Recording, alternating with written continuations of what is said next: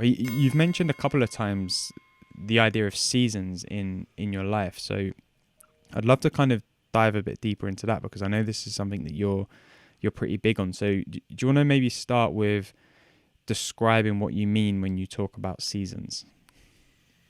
I use the word seasons, but you could use the word chapters or phases, right? And it's not, and I go pretty granular. So it's not like I'm in the, I'm in the school phase, then I'm in the working phase, then I'm in the retirement phase. It's more like, what is your circumstance and your container right now? And really, I mean, this goes back to a little bit what we were talking about in terms of prioritization, but really understanding what are the limitations of your container right now and finding ways to live with the acceptance of that instead of resisting it. So for me, in some ways, like 2020 and COVID was a season Mm. or is a season. I guess we're still in it, right? Um, and even within that, there might be seasons, like there might be a brief lockdown season. And so it's really stopping and saying, okay, the container outside of me or something about my life has changed. What do I need to change to adapt? And being a little bit more thoughtful about those transitions. And I guess I picked seasons because I'm an analogy person and I like the thought of if I dropped you somewhere cold in the winter in shorts and a t-shirt, you'd be uncomfortable. But if I gave you a winter coat, you'd be that much more comfortable. And it's the same in our lives, right? Like if we forget to recognize that we've moved from summer to winter, we're uncomfortable. And so part of happiness for me, part of resolving the gaps that are get in our way to having the happier life is that recognition of our container. And that's what I call seasons. So Love that. And would you say then that acceptance is a big part of that? Because, we can often find ourselves wishing for summer when we're in winter or, being worried about winter or, being around the corner when we're in summer, and we're still not accepting the season that we're in. I mean, you've got a sign behind you right now that says live in the moment. And it's that, right? It's embracing the again where you're sitting today and not holding over your happiness for when. Like, yes, you have happiness coming, let's say in the summer, right? Like I think about it from a calendar season perspective. We go to the beach every summer. I love it, but I'm not going to sit around in December and be bummed out that I'm not at the beach and only I'm going to be happy when I'm at the beach, right? Like, I'm not playing that game. I want to find ways to be as happy as I can be in the season that I'm in today. And part of the mindset shift is believing that is possible. So, yeah, it is about absolutely about being present and being accepting of the situation and embracing the realities of it. Yeah, and how do you know when you're in a different season or recognize the seasons that you've had previously? So I think part of it, right, is when what you're doing or what you're able to do or who you're doing it with or how you're spending your energy shifts in a meaningful way, it's probably a signal that you've entered a new season and that it's time to sort of, I mean, the way that I approach it is I actually put a label on that season. And then I think about what do I have on that grand list of things that are in my life that aren't a fit for this season? And what do I need to do about that? Hmm. So is it then? Do you think that that a lot of our troubles in life come because we're not being focused on the season that we're in? That we're kind of carrying ideas or thoughts around or stories in our mind from previous seasons, and we're not really just okay, like it's cool, like okay, I don't maybe speak to this person as much anymore, or I've changed job, or my living circumstances have changed, or COVID has shut the world down, or whatever it may be. Is that something that you see happening a lot with people? I mean, there's no question that it is probably one of the leading sources of tension and stress and potentially unhappiness for most people. Not everyone, right? Like some people have developed and exercised the muscle of living in the moment and of being accepting and of recognizing the limitations and not letting that be a frustrating thing, just letting that be a thing.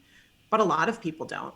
A lot of people don't. I mean, even people like I think back to when I first became a parent, right? So suddenly my husband and I had this little human being who was dependent on us. And it took us probably 6 to 8 months to recognize we could not continue to work, live, and socialize the way that we had been doing before we had a kid.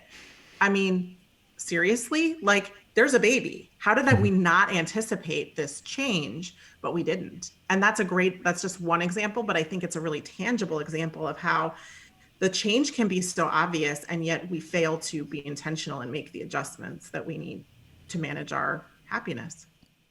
Yeah, yeah. What I get from this is like and why I always say that one of the beauties of life is that it is dynamic, right? It's like we're always changing, we're constantly evolving, things are constantly in flow, and there's the classic thing of like, if you step foot in a river, you're never going to step foot in the same part of the river twice because the water's constantly moving. But that's what life is like as well, because we want to be in that same place in the river all the time, but it's like it's just not possible. And it's like the more you can recognize, actually, situations change, things change, people around me might change, and sometimes it can be really dramatically, like having a child. That's quite a Mm-hmm. significant shift in life, right? I can only imagine. But um and then sometimes it can be something really small and seemingly less significant, like a change of job, but it's still something that you have to be dynamic to and adapt to, and appreciate what is in that season. Exactly. And I think you have to bring a level of intentionality to it that we don't typically, right? I mean, it's like, again, I obviously knew we were going to have a baby. I was pregnant for 9 months, right? And I had friends who had children. So I knew that I mean, I think I should have known that it would change things, but I really didn't sit down and say, okay, hey, we're about to be parents. What might that look like? What Mm. might we have to shift? What might we have to change? And so it's really like, even at the beginning of COVID, right? And part of the challenge with COVID is we had no clear horizon and no clear path and no clear trajectory. So that was an added layer of challenge. But putting that part aside, right? I saw so many people suddenly we're operating in this entirely different world. People are working from home who weren't working from home. People are managing families in a way they've never had to manage families. People are lacking social connection in a way they've never experienced before. And it was not anyone's instinct to be like, okay, time out. Let me think about here we are. What do I need? What's essential to my survival and happiness in this moment? And how am I going to build my life around that? In this moment, and people got there, but it didn't happen quickly for many people because we're just not trained to take those moments and take that intentionality. Yeah, do you think then that one of the big learnings and takeaways from this whole COVID season that we've all, and the kind of crazy thing about it is that we're all pretty much experiencing it at the same time, right? It's very rare that something like this happens. So do you think that one of the big learnings from that is the fact that it's allowed us to sit back and see and even understand or begin to understand the things that are essential in our lives? Because, and the reason I say that is because I was thinking about this the other day on like, you know, I've not been in touch with certain friends as much as I would have if we were not in a lockdown or in COVID situation. So it's kind of almost pointing out to me like the people who, and this might sound a bit bad or whatever, but like who are more of a priority in my life in terms of the people that I want to speak more with or spend more time with or whatever. So do you think that's a big learning kind of for everyone, that idea of seeing the essential in life? I think it's a huge learning. I've described this as to some people as what I think of this as a global era of reprioritization. Like we're all being forced to take a look at what actually matters, what is essential to us, and how do we make that happen. And we're learning where our limits are for some people, right? And the other big lesson of 2020, and I'll just say this personally, is the folly of planning too much. You never know where the world is going to take you. And we spend so much time and energy planning for when. And we learned just again in 2020, and it's not a new lesson, but now everyone has experienced it, that it can all go away in a moment. Yeah, yeah, and the one thing that has really bugged me, I guess, is the best way to put it about this whole situation is, and you kind of alluded to it before, right? Is this extra layer on top of the COVID situation of not having a kind of time frame or a timeline on it. And, often you hear people, you switch on the TV or you speak to people and there's people on chat shows or on the news and they're like, oh, when things get back to normal. And there's this like idea of like when and if. Does that add a layer to you in terms of like the pressures, that people are feeling through COVID because they're constantly looking to get out of now and trying to project their lives into a normal in inverted commas, even though we don't know necessarily when that's going to be or what it's going to look like, right? Yeah. And I think there's two ways that people have reacted to that. There are people who continue to reach for the answer of what it will be like, and that is a source of stress and tension and frustration as we've passed sort of moment after moment where we thought it might be better and it hasn't gotten better, or where we thought this might change and it hasn't changed. Or there are people who have said, fine, I give up. There is no choice but to be in the now, right? And those people, I think, then can, now we've let go of this forward-looking, horizon-based kind of thinking. We're in the now, and then we can have the conversation of, okay, what are we going to do about today? What are we going to do about finding happiness today? And that's a pretty amazing shift and a powerful, powerful shift. And I think for me, again, speaking just personally, like that has been one of the great gifts of 2020. I am so much more present. And I think I also had been heading in that direction anyway, but like this was like, you want to be more present? Okay, here you go. Now you have no choice but to be present.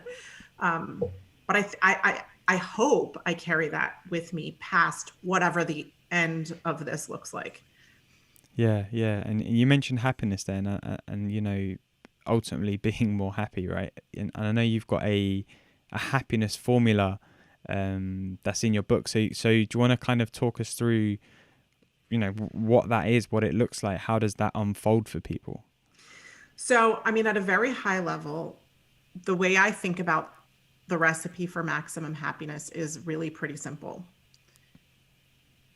Today, do more of what matters and less of the rest.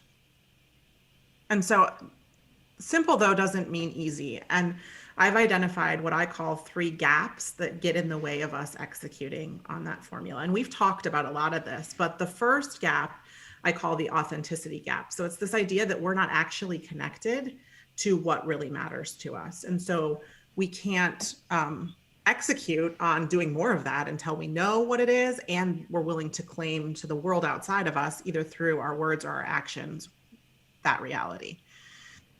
I'm going to skip the middle gap for a second and fast forward, because we're an action-based culture and we often move straight from knowing what we want to trying to make it happen. And so the third gap I talk about is what I call the physical energy gap. And it's where our capacity, so our time, energy, and resources, don't match our formula for happiness. We're not actually spending more time doing what matters and less of the rest. We have a hard time saying no. We are trying to do too much. That happens a lot. Or we decide that in order to have more happiness, we just need to do more. And so we're not actually cutting anything out. Now, here's where it gets fun.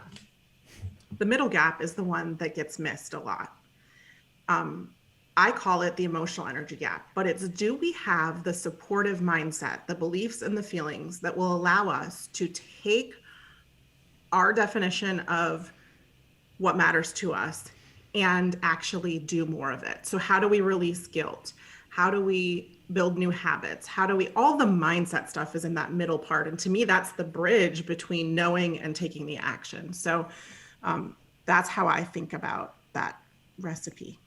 Yeah. And I love that, do more of what matters and let go of the rest, I think it's so powerful. And it's funny how you kind of said all the magic is in the middle gap there, because the first thing that jumped out to me is like, well, what does the letting go look like? Like how do we let go of things? Because, the reason you've even put that into the, the formula or the recipe, as you want to call it. It's like, because we struggle with that part of the process, that we can all find more time to do the things that matter the most for us, but then how do we let go of the rest of it, because we have so many attachments to things. Yeah, I mean, I don't know if you've experienced this yourself, but I can certainly look back at my life and think about how many times I have wanted to say no, but I have literally said, well, I can't say no to this. Yeah, That a is a lot. flat out lie in most cases, right? Like, except maybe where it comes to like taxes and jury service, right? Maybe you can't say no to those things, but most everything you can say no. It just might be hard. And so, how do you get over that hump? And how do you get into that world of allowing subtraction to happen so that you can really focus your energy on what matters to you? Yeah.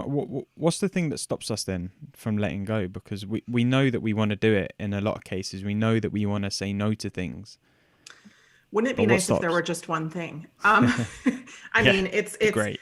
it's guilt.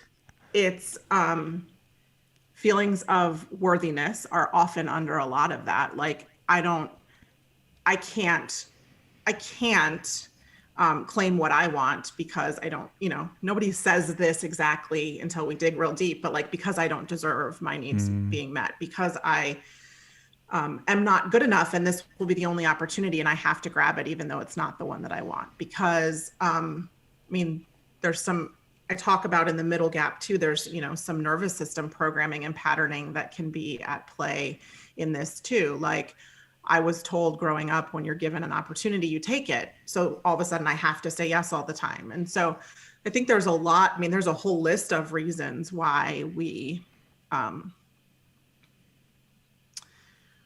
why we don't say no.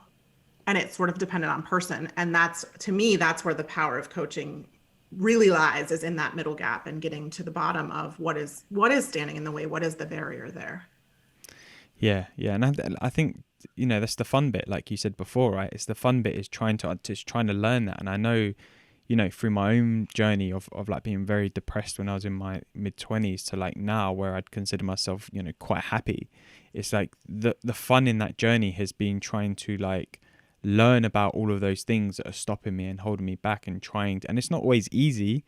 Sometimes it's quite hard, but if you're approaching that with a mentality of like, this is going to be fun, like Mm-hmm. it makes it a little bit more manageable, right? And I think that's one of the elements that we forget, is we think, oh no, it's going to be hard. Like, it's even, you hear like people saying to phrases like, you got to do the work. Like, already that makes me think like, no, I don't want to do it, because it sounds like work now. Like, I don't want to do it. But it's like finding the fun in that and being like, actually this can be something that I can play with and have fun with. Like, how can I get over this idea of guilt, or lack of confidence, or unworthiness, like you said. Like, what, try and find the fun part to it, and it becomes so much more enjoyable, and you get so much more fulfillment out of it as well. Yeah. I mean, to me, I like to think about everything in that middle gap as a little bit of an experiment, right? Yeah, It's a yeah. little bit of taking what you know about the science of it and then trying different things. And I think we're so conditioned to want the solution.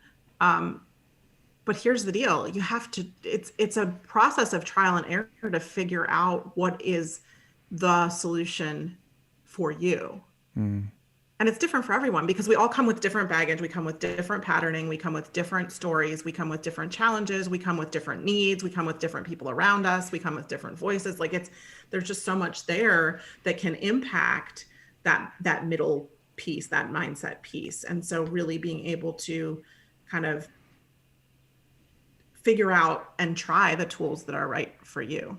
yeah, and for anyone who's listening, who's maybe thinking, you know what, Becky, I totally get what you're saying. Like, I can see that there's these areas of my life that are stopping me from letting go and doing more of the stuff that matters, but I don't know where to start. How would you or what would you suggest is somewhere to start, or a way that you can start to go through that process? So I'm going to be a little unfair and say I think that the way to start remains number one, getting clear on your season, and number two, getting really clear on what matters to you. And as you engage in the work to figure out what matters to you, you will identify just by doing that process some of the areas where you might encounter resistance. That thing that you write down on the list of things that is your joy that feels like, ooh, that was scary or that was big, highlight it, circle it. That's where you need to think about what mindset shifts do I need to have here.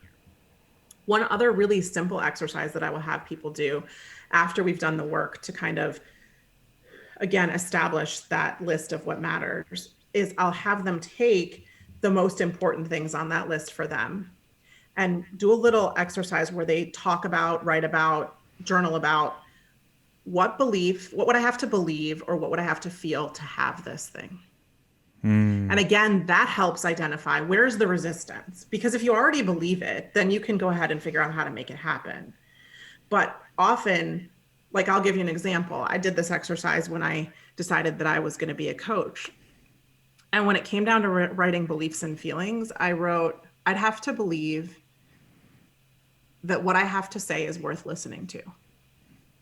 And I was like, well, there's what I need to work on, right? Like it jumped off the page. There was no question. And I actually, let me be clear now, 2 years into having a coaching business, I'm not actually sure that I have to believe that. What I actually believe is that I'm really capable of holding space for and being curious about other people's situations in a way that unlocks things for them. So it's not actually about what I say, but just doing that work to identify helped me figure out, oh, I'm feeling like I'm not good enough. I know what to do with that, right? I know how to go get coaching on that. I know where to find support on that. I know what tools I can deploy on that. And so I think that answers your question. Yeah, no, it does. And I think the thing that I've noticed as well from my like journey with coaching is like what a coach is really doing is holding a mirror up to the client or the person you're speaking with. And it's like, it's not about, what you say or if you say it right. It's about helping someone identify things for themselves that they might not see. And another really useful thing on top of, the amazing example you gave there that's really helped me personally, but also clients I've worked with is to go, well, let's take this idea of, whatever it may be working with. So let's say guilt, instead of going, what do I need to believe or who do I need to become in order to get rid of it? Go, who will I be without the guilt? Who am I without the guilt? And that also opens up the door of like, well, actually now you're seeing if you can drop the guilt and leave it over there, that you become a different type of person. Because it's like sometimes we can't see, we're very, still very primal. We want to see A to B, right? And it's sometimes if you can't see it, you have to go, well, actually drop this thing, take this thing out of the way. Now what does it look like? And it opens up that avenue a bit clearer for you.